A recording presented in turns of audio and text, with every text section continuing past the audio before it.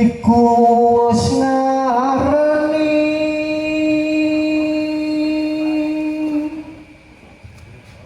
kembar padha mayang iku sekar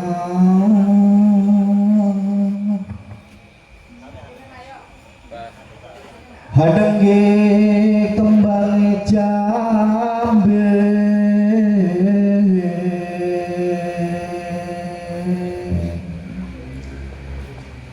rinakit adi luhung dadya sarat manira iki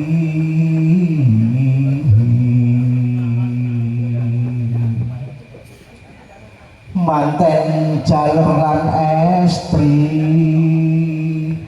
dadya guyub rukun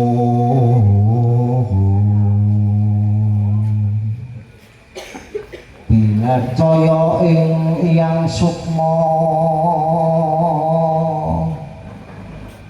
pinaringan momongan jalulan estri satema bagya mulya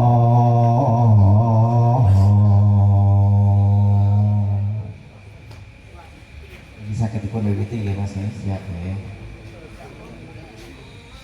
Kula nuwun Bapak nikah satu lagi coba.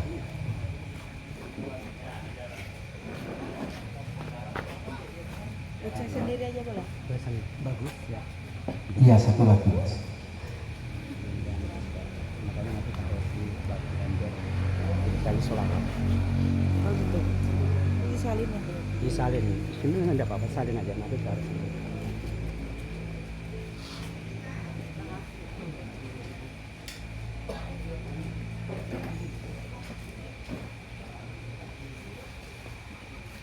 Ya, kula panjenengan malih ya.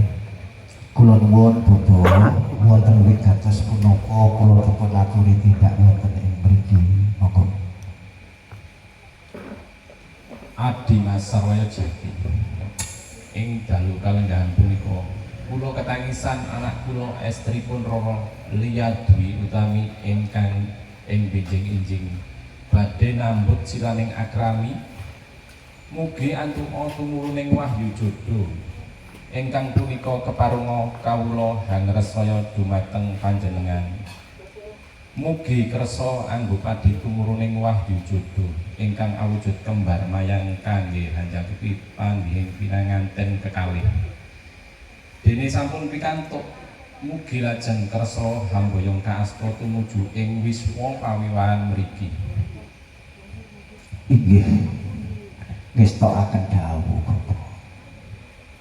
menawi miturut wewangsaning jagat punika kembar mayang punika wonten padipukan sida dadi kabuwa wewengkon sida mulya rening sedaya punika sampun teta keparenga kula badhe nyuwun pamit menapa ingkang dados panuwune panjenengan mugi Gusti tansah njabahi saha nyuwun donga pangestu kula badhe medal saking pasihan.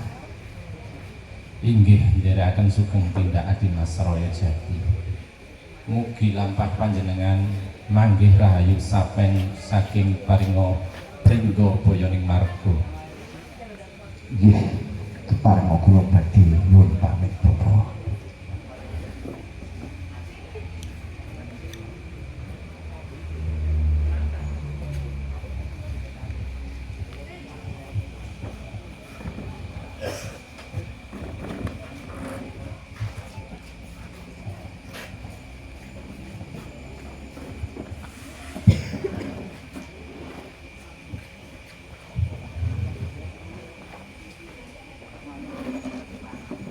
Yang tak waspadake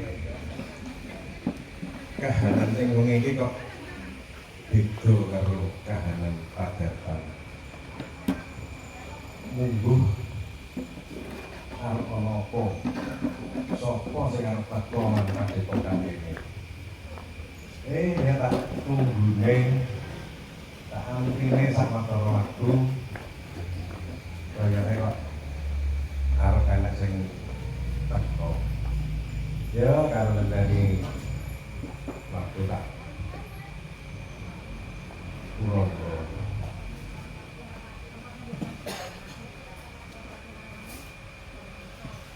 Aja turu sore kaki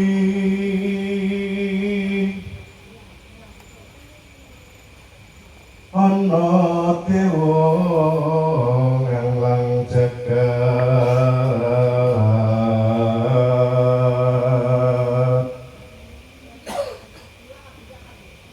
nyangking pekor kencanane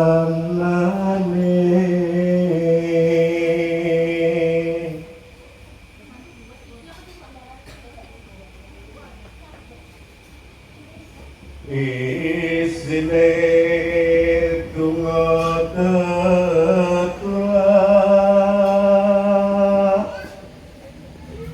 sandang kelawan pugo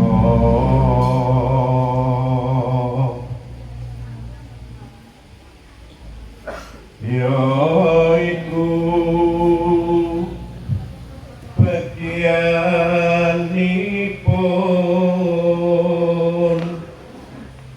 wong melek sabar narimo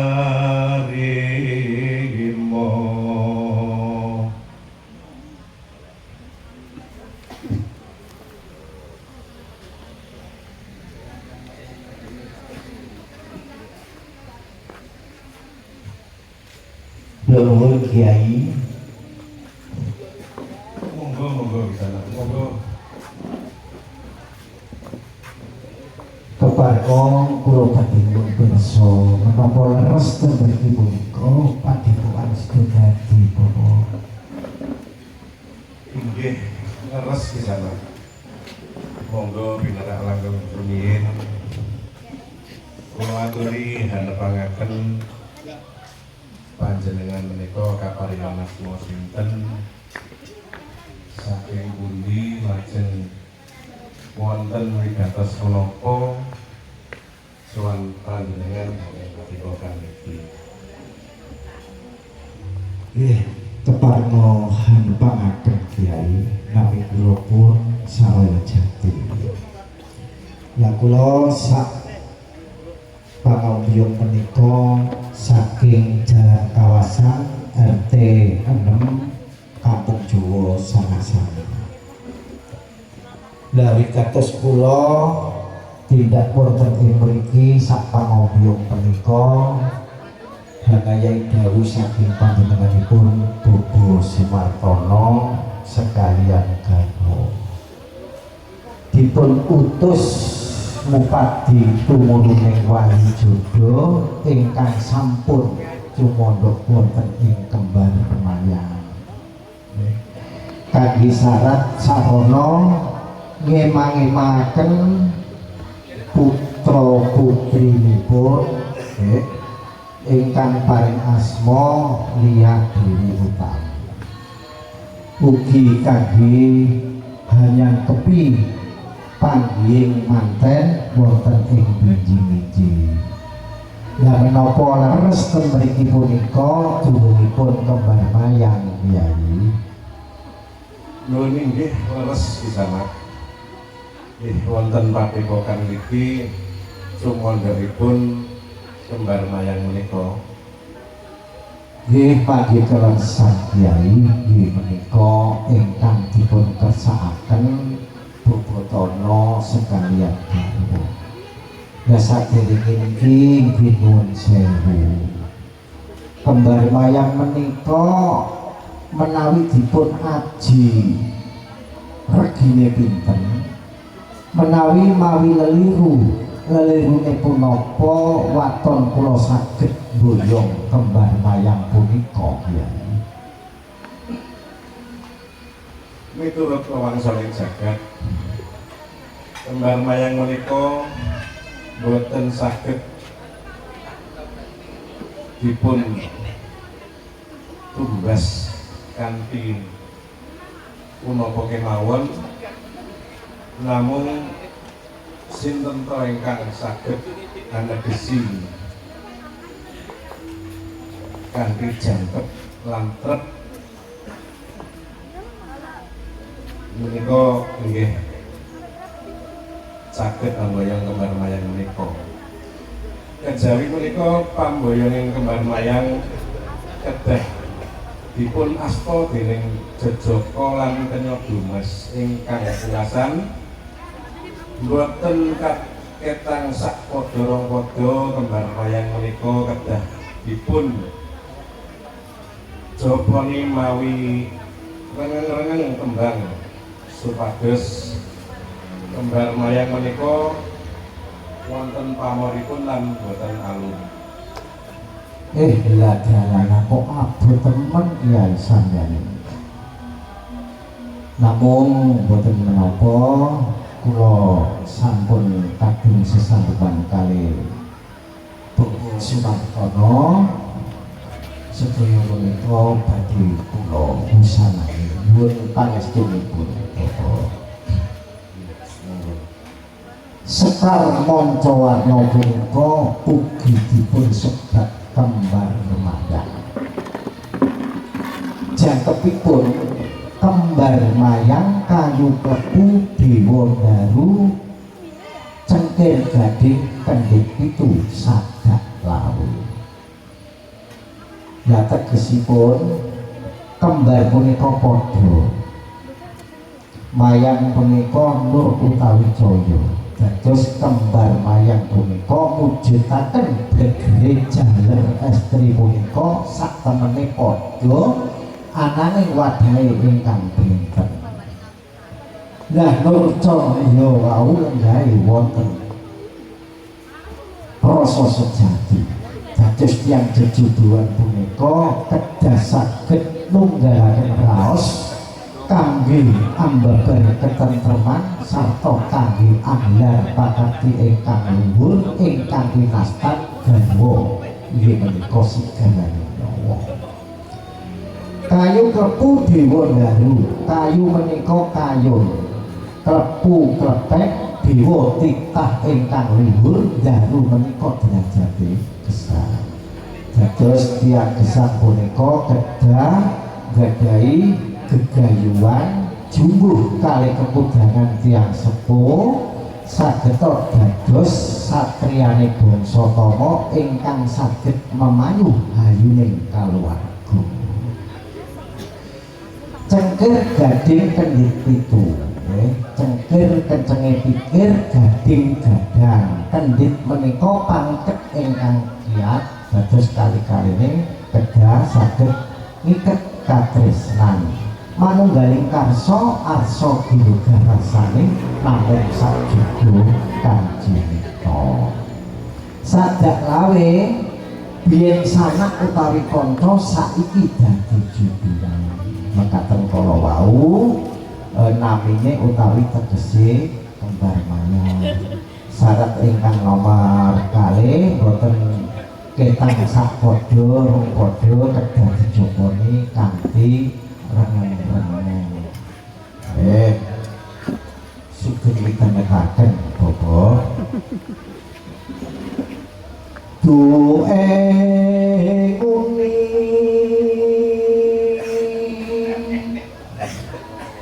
Sabto widodari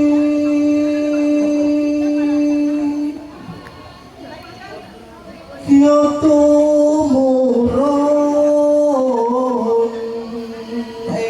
Jokundo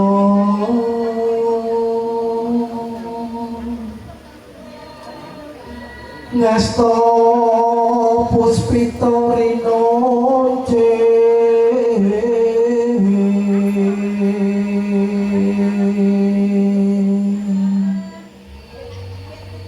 mring satriya kang luhur kang mos labu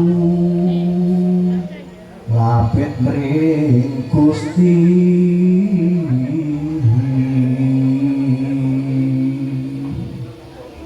Ginanjar Wayutama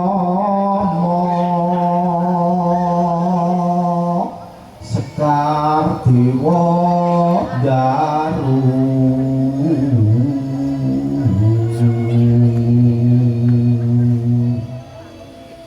Kang sinebut kembar mayang iku dadya sarat sarana wigati tumrap kang mantu putra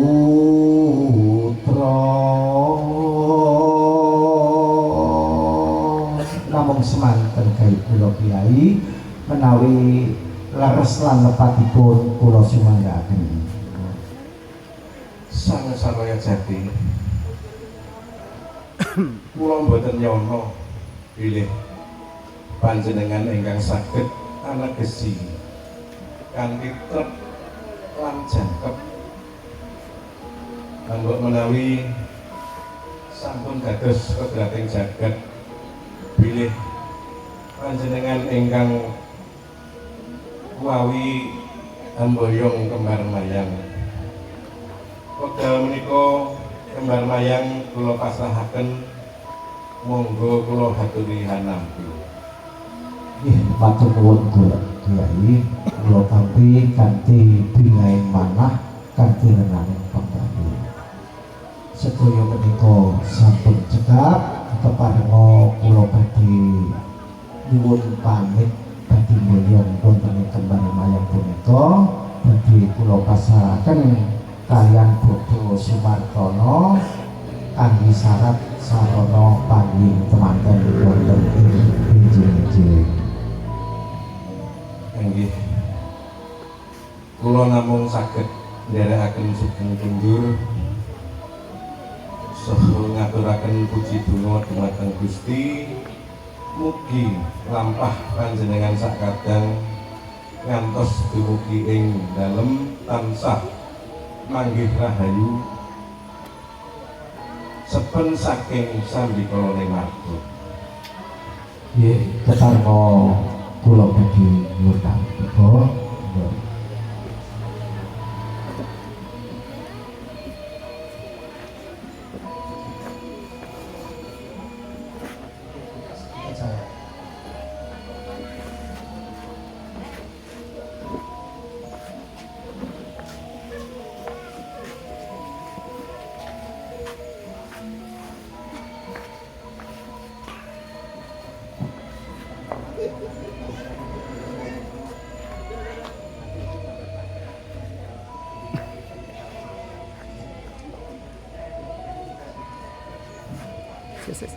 Sudah. Dulu Cak. Mas, dulu sebentar. Nanti dipotong. Nanti dipotong. Harusnya dari sana terus. Bentar dah.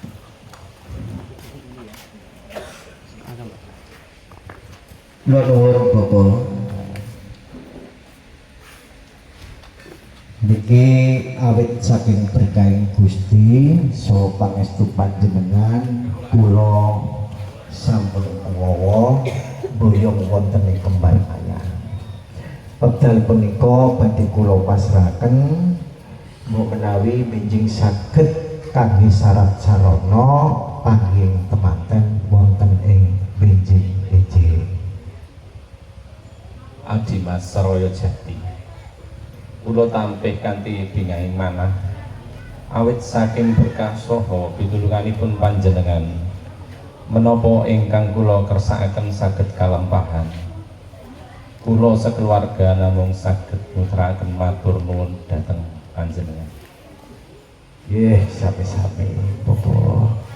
Hari ini sampun paripurna monggo gendinge lering.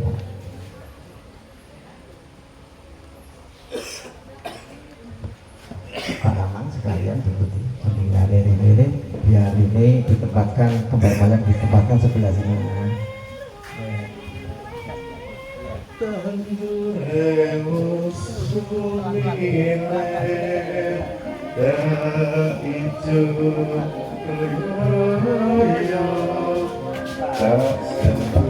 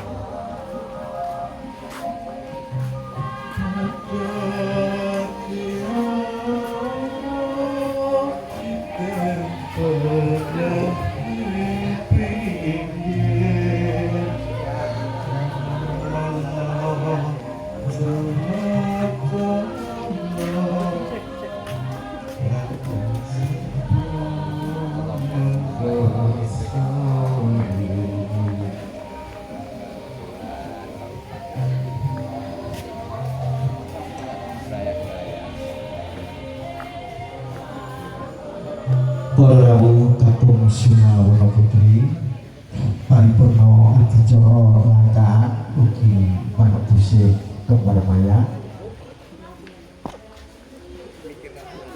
Niki waosan donga selamat ingkang dipun waosaken dening panjenenganipun Bapak Ustadz Amin Ahmad Yani. Nah, doa selamat saderenge dipun ditutup doa selamat anggo Pak Ustaz Yani.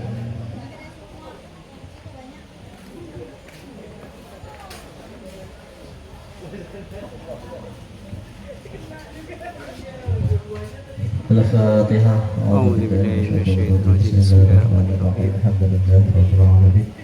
Ar-Rahmanir-Rahim. Maliki yaumiddin. Iyyaka na'budu wa iyyaka nasta'in. Ihdinas siratal mustaqim. Siratal ladzina an'amta 'alaihim ghairil maghdubi 'alaihim waladdallin. Amin ya Allah. Bismillahirrahmanirrahim. Alhamdulillahi rabbil alamin. Wassalatu wassalamu ala asyrafil anbiya'i wal mursalin sayyidina wa maulana Muhammadin wa ala alihi wa sahbihi wa barik wa sallim ajma'in.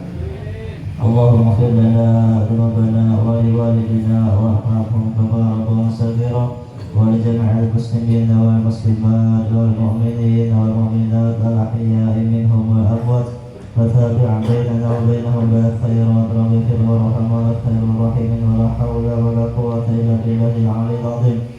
Allahumma inna nas'aluka salamatan fid din wa 'afiyatan fil jasad wa ziyadatan fil 'ilmi وبركة في الرزق وتوبة قبل الموت وشهادة عند الموت ومغفرة بعد الموت. اللهم هون علينا في سكرات الموت والنجاة من النار وافعل الحساب. ربنا لا تزغ قلوبنا بعد إذ هديتنا وهب لنا من لدنك رحمة إنك أنت الوهاب. ربنا هب لنا من أزواجنا وذرياتنا قرة أعين واجعلنا للمتقين إماما.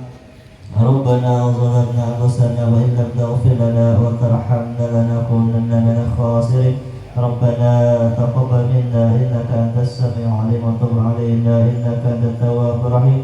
ربنا آتنا في الدنيا حسنة وفي الآخرة حسنة وقنا عذاب النار وأدخلنا الجنة مع الأبرار عزيز غفر يا رب العالمين. وصلى الله على سيدنا محمد وعلى آله وصحبه وسلم بفضل سبحان ربك رب العزة عما يصفون والسلام على المرسلين الحمد لله رب العالمين. Ya, terima kasih.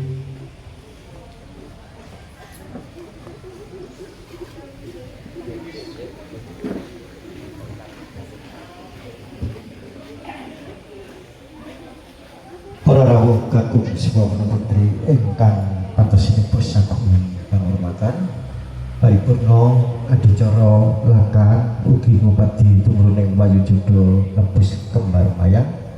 Kula minangka pambiwara adicara hambuk bilih wonten keladu ing wicara kesruning parama sastra kiranging subasita ingkang tansah boten hanujubrana kula nyuwun lumunturing si samudra pangaksuma. Akhirul kalam billahi taufik wal hidayah. Wassalamualaikum warahmatullahi wabarakatuh.